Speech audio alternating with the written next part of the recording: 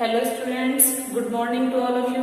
Next जो हमारा topic है, जो कि हम आपसे भी जानते हैं कि सिंथेसिस कंटिन्यू है हमारा, और उसमें हम सिंपल सेंटेंस करना सीख रहे हैं। और सिंपल सेंटेंस की बहुत सारी विधियां हैं जिन्हें हम यहाँ पर सीख रहे हैं। तो स्टूडेंट्स, इसमें जो 7 वाला मेथड है जिससे हम सिंथेसिस बना सकते हैं according to the simple sentence, उसमें ये है use of adjective before noun, कि नाउन से पहले किस तरीके से हम एडजेक्टिव को यूज करके सिंथेसिस बना सकते हैं। तो यहाँ पर देखते हैं एडजेक्टिव, जैसे कि हमने पहले भी बात की थी एडजेक्टिव क्या होता है। तो एडजेक्टिव वो वर्ड होता है, a word that qualifies a noun और प्रोनाउन। ऐसा शब्द जो किसी नाउन और प्रोनाउन को क्वालिफाई करता है, उसकी विशेषता बताता है, उसे हम एडजेक्टिव कहते हैं। जैसे कि she is a beautiful girl. Girl की क्वालिटी क्या है कि वो ब्यूटीफुल है, ठीक है, सुंदर है। तो इसीलिए ब्यूटीफुल वर्ड जो है वो एडजेक्टिव है, जो किसकी विशेषता बताता है, नाउन की। नाउन कौन है, गर्ल। गर्ल की क्वालिटी, नाउन की क्वालिटी किसने बताई, ब्यूटीफुल ने। तो यहाँ पर ब्यूटीफुल एडजेक्टिव है और गर्ल नाउन। सेम इसी तरीके से यहाँ पर एडजेक्टिव दिया होगा सेंटेंस में, हमारे एक सेंटेंस में एडजेक्टिव दिया होगा और दूसरे सेंटेंस में कोई नाउन दिया होगा जिसके बारे में कोई बात बताई गई होगी। तो हमें क्या करना है, हमें उस एडजेक्टिव को पहले लिखना है और नाउन को बाद में लिखना है। तो देखते हैं कि एडजेक्टिव का यूज किस तरीके से किया जाता है नाउन से पहले सेंटेंस में। तो सबसे पहले देख लेते हैं कि कौन कौन सी कंडीशन हम सेंटेंस में देखेंगे, कौन कौन सी ऐसी स्थिति होगी जिसे देखकर सेंटेंस में पता चलेगा कि इस सेंटेंस में हम एडजेक्टिव को नाउन से पहले यूज करके सिंपल सेंटेंस बना सकते हैं। तो सबसे पहले जो हमारा रूल है वो है, जब एक वाक्य में कोई नाउन दिया जाए और दूसरे वाक्य में उसकी विशेषता बताई जाए, वहां पर हम एडजेक्टिव का प्रयोग नाउन से पहले कर देते हैं। जैसे कि एग्जाम्पल, यहाँ पर हमारा एक सेंटेंस है, ही किल्ड द डॉग। उसने एक डॉग को किल किया, मारा। The dog was mad. Dog mad था, पागल था, ठीक है। एक सेंटेंस में डॉग के बारे में क्या बताया, डॉग के बारे में बात हुई, ही किल्ड द डॉग, उसने एक डॉग को मारा, ठीक है। एक स्टेटमेंट दे दिया, एक बात बता दी, ठीक है। और जो सेकंड सेंटेंस है हमारा दूसरा, उसमें डॉग की क्या की गई, क्वालिटी को बताया गया। तो डॉग की क्वालिटी क्या है कि वो मैड है, मैड मीन्स पागल।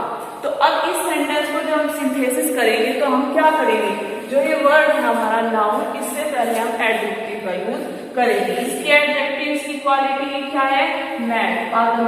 तो हम नाउन से पहले एडजेक्टिव को ऐड कर देंगे और इस तरीके से हम सिंथेसिस बना सकते हैं सिंपल सेंटेंस की, क्योंकि ये भी एक सिंपल सेंटेंस है और ये भी एक सिंपल सेंटेंस है।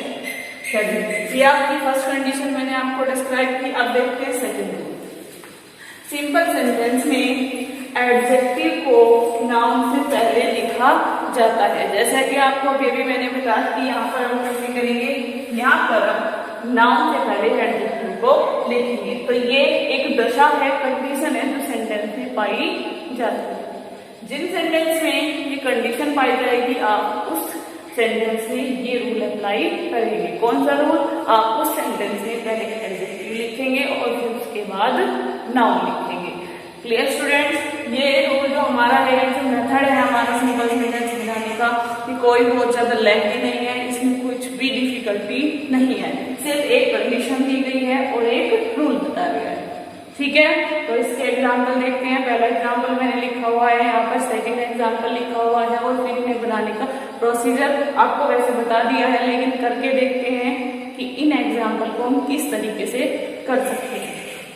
चलिए, सेंटेंस हम पढ़ चुके हैं, ही किल्ड अ डॉग। उसने एक डॉग को किल किया, द डॉग वाज मैड। तो सेंटेंस कैसे होगा, ही किल्ड, उसने मारा, किसे मारा, डॉग को। डॉग की क्वालिटी क्या बता दी दूसरे सेंटेंस में, कि वो मैड है। ये एडजेक्टिव है, क्या है ये, एडजेक्टिव। तो इसलिए एडजेक्टिव को हम किससे पहले लिखेंगे, और ये क्या है हमारा नाउन, नाउन से पहले। जैसे कि हमने इसमें रूल में पढ़ा कि हमें इसमें क्या करना होता है, हमें इसमें पहले एक एडजेक्टिव लिखना होता है और फिर प्लस नाउन करना होता है। क्लियर। तो इस सेंटेंस में भी हमारे एडजेक्टिव को हम पहले लिखेंगे, क्या होगा, मैन। हमारा नाउन आ जाएगा dog. He killed a mad dog. उसने एक पागल कुत्ते को मारा। Okay, clear. अगला हमारा जो एग्जाम्पल है वो है अ क्रो सा अ टीचर। एक क्रो मीन्स कोए ने टीचर को देखा। टीचर मीन्स घड़ा। टीचर भी क्या है, एक नाउन है। यहाँ पर क्रो भी नाउन है और टीचर भी नाउन है। एक सेंटेंस में जरूरी नहीं होता कि एक ही नाउन आता है, सेंटेंस में कई नाउन आ सकते हैं, इसमें कोई डाउट नहीं होना चाहिए। तो टीचर भी हमारा क्या है, नाउन। और अगली सेंटेंस में क्या बताया, क्रो भी नाउन है हमारा और टीचर भी नाउन है। अब ये देखते हैं दोनों नाउन में से कौन से नाउन की क्वालिटी उस अगले वाले सेंटेंस में बताई गई है, क्योंकि जिस नाउन की क्वालिटी बताई जाती है उसी को ही हम उस नाउन के पास लिखते हैं। वो भी कहाँ, बिल्कुल फर्स्ट में, शुरू में। सबसे पहले उस एडजेक्टिव को लिख देते हैं, फिर उसके बाद उस नाउन को लिखते हैं जिसकी क्वालिटी बताई जाती है। तो हमारा अगला सेंटेंस है इट वॉज थर्स्टी। यह प्यासा था।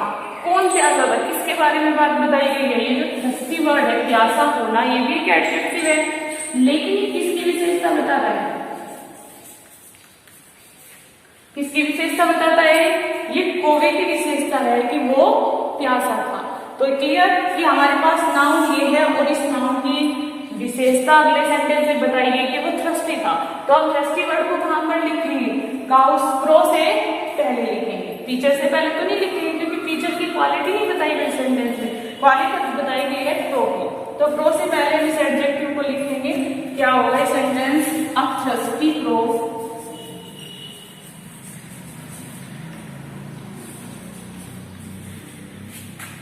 सा आ टीचर। एक प्यासे कोई ने एक घड़ा देखा। तो ठीक है, आपको समझ में आ गया होगा आई थिंक ये सेंटेंस। ये दो एग्जाम्पल मैंने बताए, बाकी के जो एग्जाम एक्सरसाइज है आपकी वो बिल्कुल सेम इसी बेस पे, आपको इनसे अलग कोई भी एग्जाम्पल आपकी एक्सरसाइज में नहीं मिलेगा। ये बहुत आसान रूल है और आप इसी तरीके से सारे सेंटेंस करें। ओके, चलिए अब अपना नेक्स्ट मेथड देखते हैं कि अब और कौन सा मेथड रह जाता है सिंपल सेंटेंस बनाने का। अब तक हमने 6 विधियां, 6 मेथड सीखे हैं सिंपल सेंटेंस बनाने की। 7 हमारा ये था use of adjective before noun. अब 8 वाला मेथड देखते हैं जो लास्ट पे है।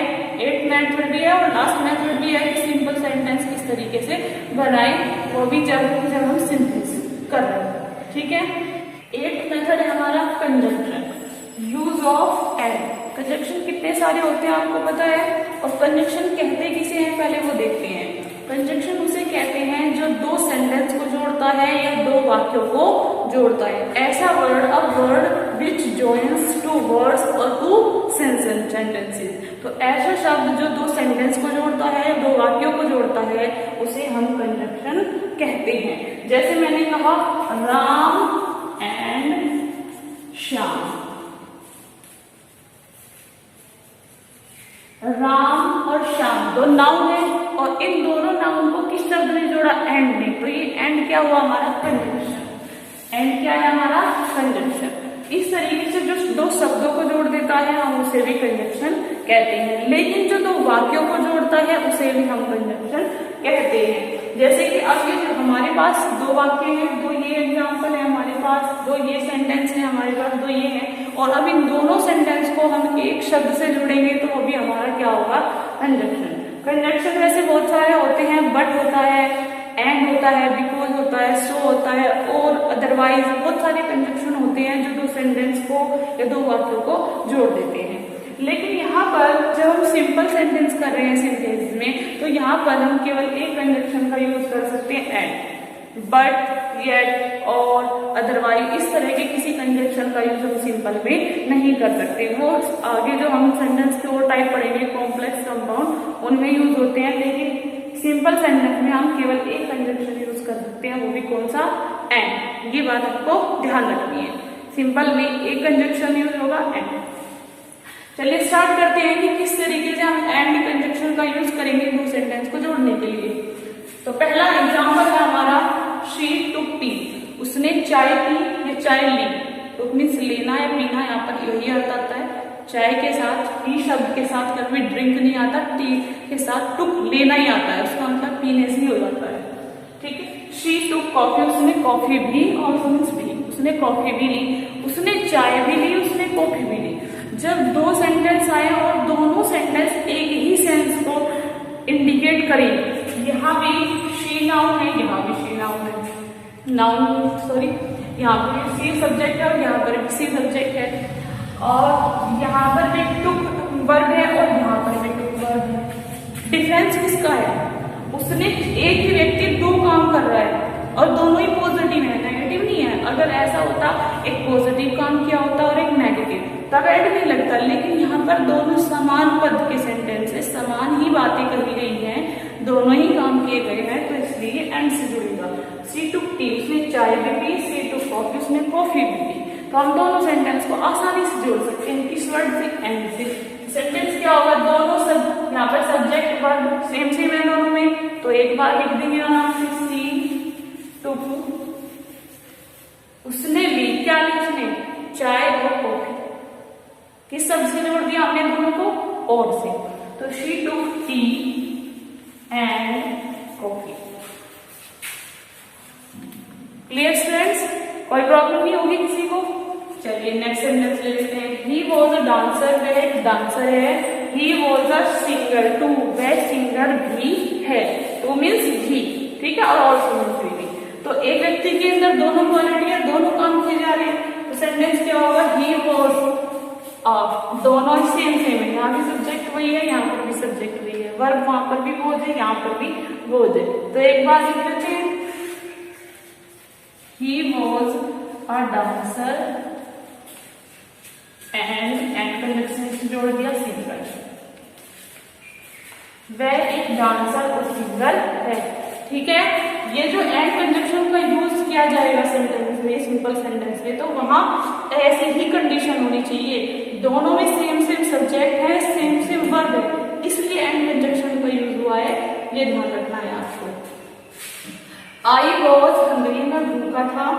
आई वॉज टायर्ड टू, मैं थका हुआ था।